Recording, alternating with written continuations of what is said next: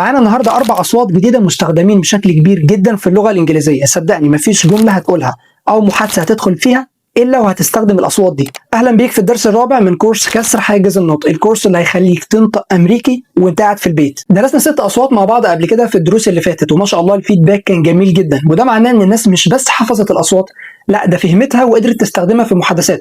طبعا لو أنت لسه جديد ممكن تشوف كل الحلقات دي في الدروس اللي فاتت، كل الروابط هتلاقيها طبعا موجوده في الوصف. فالحمد لله والله دي مش شطاره مني، ولكن هي طريقه ربنا سبحانه وتعالى وفقني ليها، والحمد لله قدرت اوصلها لكم. ولو عاوز الكتاب الخاص بالكورس واللي فيه الشرح والتمارين وكمان الواجبات الخاصه بالكورس، وكمان ان انت تنضم معانا لجروب الواتساب اللي فيه كل الكلام ده واللي بتابع معاك فيه متابعه شخصيه، هتلاقي كل التفاصيل دي موجوده في الوصف. هتلاقي لينك هيحولك على طول للكتاب. وفي نصيحة مهمة جدا هقول لك عليها بعد الشرح، اوعى تفوتك. وعشان ما اطولش عليك اكتر من كده، انا محمد اسامة، وكل اللي انا عايزه منك ان انت تكبر الشاشة. يلا نبدأ على طول. وصلنا مع بعض للدرس الرابع. اول صوت معانا النهارده هو احد اصوات حرفين التي اتش. احد اصوات حرفين التي اتش، وهو طبعا صوت كونسوننت يعني ساكن، بنسميه صوت voiceless. voiceless. الصوت ده بيعمل ازاي؟ كل اللي بتعمله ان طرف اللسان بيكون ما بين الاسنان، وبنخلي هواء يطلع كده ما بين الاسنان واللسان. وخلي بالك ان مش بيكون في اي زنه من منطقه الاحبال الصوتيه. زي ما انت شايف كده المنطقه كل الفكره فيها ان انت بتطلع هواء، يبقى انت مش بتعمل زنه في الاحبال الصوتيه زي ما انت شايف كده. فبنقول. وبالنسبه للرمز بتاعه هو رمز سهل جدا، اكنك بتكتب كده دايره وبتحط ما بينها في النص كده شرطه سهله جدا. هو ده رمز صوت والوحيد اللي بيطلع الصوت ده هو التي اتش. تعالوا نقرا مع بعض بعض الكلمات. اول كلمه ايه ثن. طبعا خدنا صوت الايه، مش هنقعد بقى نعيد على الكلام ده عشان ما نضيعش وقت. ثن. طبعا الناس اللي لسه جايه جديد او اول مره تشوف الحلقات دي فممكن يشوف الحلقات من الاول او اول الحلقات، طبعا هتلاقي كل التفاصيل في الوصف. ثن ثن. teeth teeth. thick thick. mouth mouth. theme theme. حاجه مهمه قوي ان انا مش عايزك تتلخبط ما بين الصوت ده وصوت حرف الاس. خلي بالك ان السبب من اسباب عدم قبولك في بعض الانترفيوز او ان انت يبان ان اللهجه بتاعتك الامريكيه مش افضل حاجه، عدم معرفتك لصوت التي اتش وان انت تنطقه بشكل صحيح. يعني مثلا صوت حرف الاس انا ما ينفعش اعمله زي صوت حرف ان انا لازم اطلع لساني. يعني انا لو قلت فوق كلمه thin اللي هي معناها رفيع، لو جيت تحت وقلت كلمه sin ما طلعتش لساني فمعناها ذنب او خطيئه. فاذا انا هنا غيرت معنى الكلمه بس عشان انا كسلت اطلع لساني في الكلمه. تعال نكمل. seen sick. طيب تعال نقرا بعض الجمل على الصوت ده. think before you speak. think before you speak. think before you speak. Thanks for your help. Thanks for your help. 33 thin thieves thought. 33 thin thieves thought. Again. 33 thin thieves thought. كل الفكرة بتاع الصوت ده ان انت بتحط لسانك ما بين اسنانك وبتطلع صوت بس كده، عامل زي حرف الثاء عندنا في اللغة العربية. الصوت الثاني اللي معانا النهارده هو الصوت الثاني للتي اتش، وهو بقى اللي بيكون فيه زنة فبنسميه voiced. اللي فوق كان اسمه voiceless. voiceless تي اتش ده اسمه voiced يعني مجهور او منطوق. فبنقول ذا اكنك بتقول حرف الذال في اللغة العربية، فانت ما ينفعش تقول حرف الذال من غير ما تطلع لسانك. هل تنفع تقول؟ لا، يبقى اذا هتطلع صوت تاني خالص. فما ينفعش اقول this، ما ينفعش اقول زيز، ما ينفعش اطلع صوت حرف الزي لان هي مش زي، هي زز. بتبقى لازم تطلع لسانك فبتقول زز. ولو انت ملاحظ هنا ان في الاحبال الصوتيه في زنه عكس اللي فوق ما كانش فيه زنه، يبقى هنا نفس الفكره بالظبط. بتخلي الاسنان في النص ما بينها اللسان وبتطلع بوش هواء بس بيكون فيه زنه شويه فبنقول زي كلمه this this. وبالنسبه للرمز بتاعها سهل جدا، كل اللي بتعمله ان 6 بالمقلوب وبيكون في شرطه كده صغيره فوقيها. طبعا الحروف الوحيده اللي بتطلع الصوت ده هو برضو التي اتش، ده الصوت الثاني للتي اتش. تعالوا نقرا مع بعض الكلمات. this this. يا ريت تكون بتكرر ورايا كالعاده، انا الحاجات دي مش هنبه عليها كل مره، المفروض انت خلاص حفظتني. this these these these they خدنا صوت ال A الدور اللي فات they them them that هنقرأ بعض الجمل. This is my book. This is my book. My father and mother are here. My father and mother are here. Those shoes are new. Those shoes are new. خلي بالك ان الكلمة دي احنا مش بنقول عليها new ولكن اكنها مكتوبة كده new. Those shoes are new. تعال نعمل مقارنة ما بين الصوتين مع بعض. زي ما قلنا ان الصوت ده اللي هو صوت حرف الثاء في اللغة العربية فبنسميه voiceless بدون اهتزاز في الأحبال الصوتية. إنما ال the واللي رمزه كده بنسميه voiced.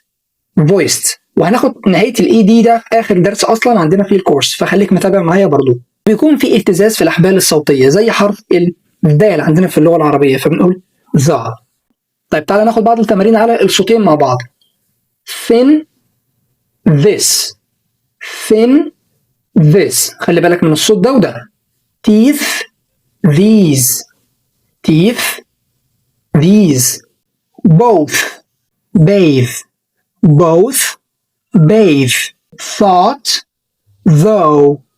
thought though. بعد كده معانا التانج تويستر. ركز وحاول تكرره ورايا اكتر من مره. ممكن طبعا توقف الفيديو في اي لفظ. this that these those they all think that their mother's brother is there. Again, this, that, these, those, they all think that their mother's brother is there. بعد كده معانا تمرين فك شفرة. هيكون قدامك بعض الرموز زي دي وعايزين نفك الشفرة بتاعتها. عايزين نكتب الرموز دي ونخليها كلمات عادية. طبعا أنا هخليك توقف الفيديو بعد كل واحدة وتكتبها عندك في الكتاب أو إن أنت تكتبها عندك في دفتر خارجي. بعد كل واحدة هوقف 3 ثواني. طبعا ممكن توقف من عندك وهتلاقي الإجابة اتكتبت قدامك على الشاشة. يلا نبدأ بأول واحدة. This is the best day. This is the best day. رقم 2. My father and brother love me. My father and brother love me. رقم 3. These mothers think about their kids. These mothers think about their kids. الصوت الثالث اللي معانا النهارده هو صوت من أصوات حرف ال A. كنا خدنا صوت قبل كده في الحلقة اللي فاتت وهو صوت ال A اللي هو صوت الحرف نفسه اسم الحرف نفسه. ده الصوت الثاني للحرف ده وهو طبعا vowel يعني متحرك ولكن sure. نطق الحرف ده بيكون بالظبط كده.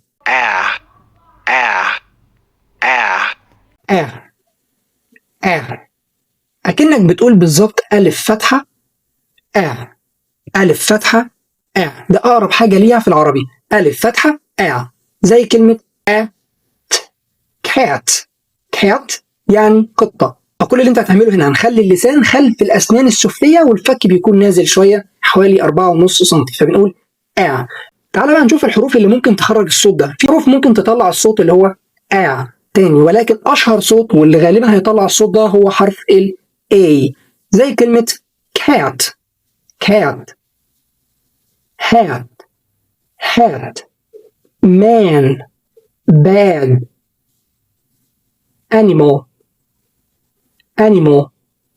animal happy. تعال بقى نشوف بعض الجمل. The cat sat on the mat. The cat sat on the mat. A man has a black bag. الجملة الثالثة My dad is a happy man. My dad is a happy man. آخر جملة That apple is in the bag. That apple is in the bag. تعال نشوف بعد كده tongue twister. A fat cat ran fast after a black rat. A fat cat ran fast after a black rat. معانا حاجة بعد كده اسمها some words يعني بعض الكلمات خاصة بالصوت ده زي كلمة sad than had plan answer pass thank last. احنا كده خلصنا الصوت الثالث يبقى احنا حتى الآن خدنا 3 أصوات وال these، وكمان اخر حاجه اللي هي ال اخر صوت معانا النهارده هو برضو احد اصوات حرف ال A، وهو ال آه. أكنك بالظبط عند الدكتور وبيقول لك قول بالظبط كده. خلي بالك إن الصوت الأول كان vowel، كان متحرك، ولكن كان short. الصوت ده long، طويل، فإحنا بنقول عكس اللي فوق كان كان سريع كده، كان short، إنما ده long، فبالتالي أنت بتاخد راحتك فيه وأنت بتقوله. خلي بالك نفس الفكرة أهو. ونلاحظ هنا ان الفم بيكون مفتوح شويه حوالي 5 سم، والصوت ده بنسميه بصوت التثاؤب. يعني اكنك بالظبط بتتثاءب وانت بتقول الصوت، يعني الفم بيكون مفتوح فتحه كبيره بالظبط زي كلمه got. طيب ايه الحروف اللي بتطلع الصوت ده؟ هم حرفين مشهورين جدا بيطلعوا الصوت ده. اول حرف طبعا هو صوت ال A، زي كلمه car، car، star، dark، park. حاجة مهمة نسيت أقولها، إن الرمز ده ممكن تلاقيه مكتوب كده، إن الرمز ده بتلاقيه مكتوب كده أكنه حرف ال A وجنبه شرطتين. ولو أنت فاكر إن إحنا قلنا أي رمز صوتي بيكون ما بين الاتنين سلاش وفي نقطتين كده، بيكون الصوت ده طويل، فبنقول فالصوت ده بيكون طويل. ممكن تلاقيه برضو بالنقطتين أو من غير النقطتين، يعني أنت لو لقيته برضو كده فهو نفس الصوت بالظبط لو أنت لقيته كده في القواميس. تمام، نرجع تاني لموضوعنا. طيب ايه الحرف التاني اللي ممكن يطلع الصوت ده؟ هو حرف ال O، ولكن حرف ال O في الامريكان اكسنت، لان في البريتش اكسنت ما عندهمش ال ده، ما عندهمش صوت ال ما عندهمش الصوت ده، ولكن عندهم صوت تاني بيبقى صوت كده مخطوف شويه قريب من حرف ال O نفسها. فبالتالي هنا احنا مش بنقول not او not زي البريتش اكسنت، ولكن احنا هنا بنقول not not. بعد كده hot، مش بنقول hot، بنقول hot. كنت عملت فيديو قبل كده عن حرف ال O بشكل منفصل خالص، كل الأصوات الخاصة بحرف ال O هتلاقيه برضو موجود عندنا في القناة هنا. هسيب لك الرابط في الاي وهتلاقيه برضو في الوصف لو عاوز تشوفه على طول بعد الفيديو ده. بعد كده عندنا stop، مش بنقول stop، lot. طب تعالى ناخد بعض الأمثلة. The car is in the park. The car is in the park. My father has a large farm. My father has a large farm. A star is far in the dark sky. A star is far in the dark sky. رقم 4. We start the class after calm time. We start the class after calm time. خلي بالك ان الكلمة دي مش بتتنطق calm، مش بيكون فيها حرف ال L هنا silent، فبنقول calm. ركز كده مع المقطع الصوتي بتاعها calm. تعال ناخد مع بعض بقى tongue twister على الصوت ده، فبنقول a smart star parked a car in a dark farm. A smart star parked a car in a dark farm. الجزء اللي معانا بعد كده هو some words. كل اللي هنعمله ان احنا نقرا بعض الكلمات على الصوت ده، فبنقول God، مش بنقول good. God. يا ريت تكون بتكرر ورايا ويمكن قبل كمان عشان تعرف انت بتنطق صح ولا لا. التنبيهات دي انا بقول عليها كل فيديو. وفي تنبيه مهم جدا ما تنساهوش هقوله لك اخر الحلقه. father، watch، mom، problem، rock، lock، box. تعالى بقى نعمل مقارنه ما بين 3 اصوات احنا اتكلمنا عنهم، 2 اتكلمنا عنهم في الحلقه دي وواحده اتكلمنا عنها في الحلقه اللي فاتت. وزي ما قلنا قبل كده كتير قوي ان الكورس ده كورس تراكمي، يعني ما ينفعش ان انت تسيب درس او ما تكملوش للاخر من الاول للنهايه وتيجي تقول انا في حته مش فاهمها، لا، كل حاجه مترتبه على بعض. طيب تعالى ناخد الاصوات دي مع بعض. الصوت الاول اللي احنا اتكلمنا عنه الحلقه اللي فاتت وهو صوت اللي هو صوت حرف الاي بالتحديد، فبنقول bed، cat، car. خلي بالك بالفرق ما بين الصوتين دول. red، hat، heart. man، job. bread، bag، park. يا ريت تكون بتكرر ورايا. pen، map، watch. let، land dog. اخر حاجه معانا في حلقه النهارده هي فك الشفره اللي قدامك دي. كل اللي هتعمله كالعاده ان انا هسيب لك 3 ثواني، ممكن توقف الفيديو عندك وتكتب الاجابه بتاعتك في الكتاب او تكتبها في ورقه خارجيه عشان تشوف انت جاوبت صح ولا لا. يلا رقم 1. The man slept on the bed in a car. The man slept on the bed in the car. السؤال الثاني. A man had a bad bed in a hot car. A man had a bad bed in a hot car. السؤال رقم 3. The farm has a large car. سهلة دي. The farm has a large car. آخر واحدة. She saw the star in the dark sky. She saw the star in the dark sky. لو انت عندك اي غلطات في الاسئله دي يا ريت تعيد الدرس النهارده تاني او تستنى شويه كده وبعد كده تعيده تاني. وطبعا لو عندك اي مشاكل في الاصوات اللي فاتت يا ريت تعيد الفيديوهات اللي فاتت. ده التنبيه اللي انا كنت عايز اقول لك عليه من اول الفيديو، ان الكورس ده مش كورس تسمعه مره واحده، الكورس ده هيكون مرجع ليك في اي وقت عايز تراجع على الاصوات دي. لو حسيت ان انت نسيت صوت، لو حسيت ان انت محتاج تمارين على الصوت، لو حسيت ان انت فعلا محتاج ان انت تسمع الصوت ده اكتر من مره بطريقه صحيحه، الفيديوهات دي هتكون هي المرجع ليك، طبعا بجانب الكتاب اللي هيكون مع حضرتك. ما تنساش ان انت لو لسه ما طلبتش النسخه بتاعتك تطلبها، هتلاقي كل التفاصيل موجوده في الوصف. تعالوا نشوف مع بعض الواجب. هو عباره عن قراءه كده هنقراه، طبعا الناس اللي معاها الكتاب هي اللي هتحل الكلام ده وتبعته على الجروب الخاص بالكورس. اول سؤال هنكتشف الخطا اللي موجود في الجمل. في بعض الكلمات هتلاقيها متحدده، يا ريت نشوف الغلط لو كان موجود في الرموز او في اي حاجه ونكتب الاجابه الصحيحه. السؤال الثاني عايزين نكتب write 3 words with a sound a. فعايزين نكتب 3 كلمات على الصوت ده و3 اصوات على صوت ال a. السؤال رقم 3 هنقرا ال3 جمل اللي قدامنا دول بصوت واضح على الجروب. السؤال رقم 4 هنكتب الرموز الصوتيه للكلمات اللي قدامنا دي. السؤال رقم 5 هو هنختار الكلمه اللي بتحتوي على الصوت المطلوب.